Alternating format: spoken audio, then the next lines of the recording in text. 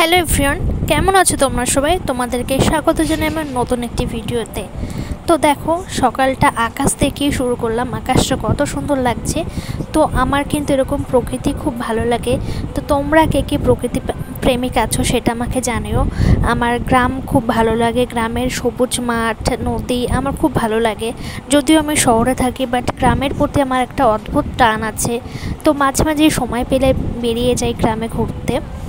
আর আমি গিয়েছিলাম পড়াতে, তো এখন পড়ানো হয়ে গেছে। আর আমি বাড়ি এসে প্রতিদিনের মতো আমার যে ড্রাই ফ্রুটসগুলো খাই সকালে, তো সেটাই খেয়ে নিচ্ছি।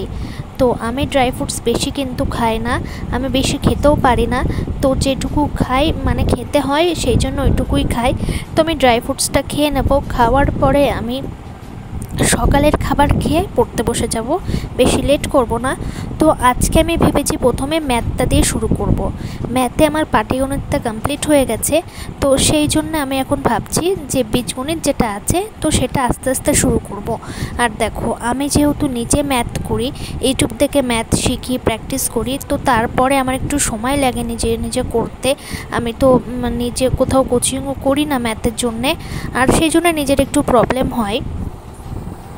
তারপর আমি ভেবেছিলাম এই যে আমি যেগুলো আগে পড়েছি জিকের পার্টগুলো, তো আমি ভেবেছিলাম আজকে সংবিধানের পার্টটা একটু দেখব, ওখান থেকে কিছু জিনিস রিভাইজ করব। তো সাথে আমি তোমাদেরকেও দেখাচ্ছিলাম যে আমি এখান থেকে কী পড়েছি। আমি আগেও দেখিয়েছি যে আমি রেলওয়ে চ্যালেঞ্জার থেকে জিকে পার্টটা পড়ি। তো আমি হিস্ট্রি পার্টটাও পড়েছি, ভূগোলটাও পড়েছি, তো সেগুলো একটু দেখাচ্ছিলাম। কিন্তু আমি রিভাইসের জন্য আজকে সংবিধানটা রেখেছিলাম।